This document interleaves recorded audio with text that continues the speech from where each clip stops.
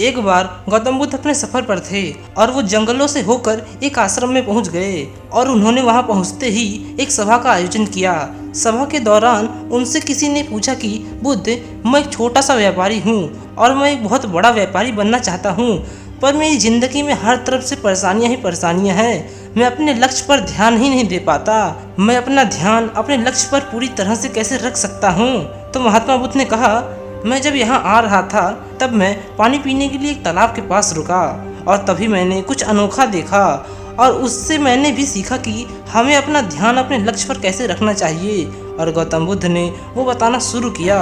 उन्होंने कहा, तालाब में कई सारे मेंढक रहते थे।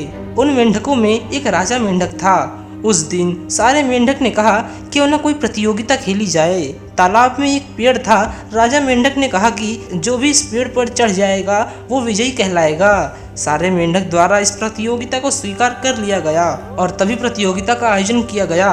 सभी मेंढक तैयार थे इस प्रतियोगिता में भाग लेने के लिए। जैसे ही प्रतियोगिता शुरू हुई, सारे मेंढक एक एक करके उस पेड़ पर चढ़ने लगे।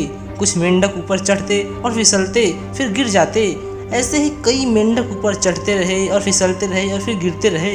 इसी बीच कुछ मेंढकों ने हार मान ली, पेड़ पर चढ़ना ही बंद कर दिया। परंतु कुछ मेंढक चढ़ते रहे।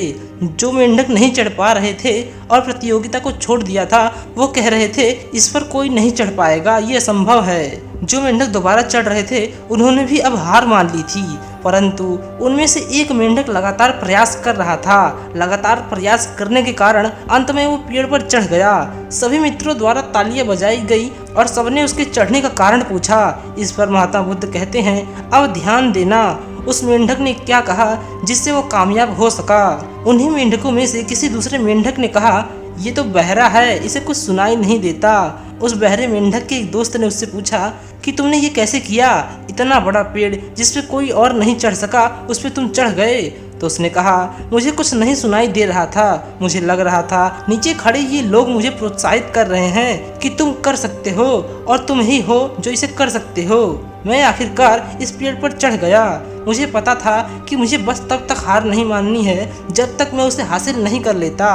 फिर महात्मा बुद्ध कहते हैं, इस कहानी से हम यही सीख सकते हैं कि हमें सिर्फ अपने लक्ष्य पर केंद्रित होना चाहिए। दुनिया क्या कहती है उस पर बिल्कुल ध्यान नहीं देना चाहिए। अगर कुछ लोग हम पर हंसते हैं तो उनके हंसी को आप अपनी तारीफ समझो। ऐसा सोचो जैसे वो आपको बोल रहे हों कि तू कर सकता है।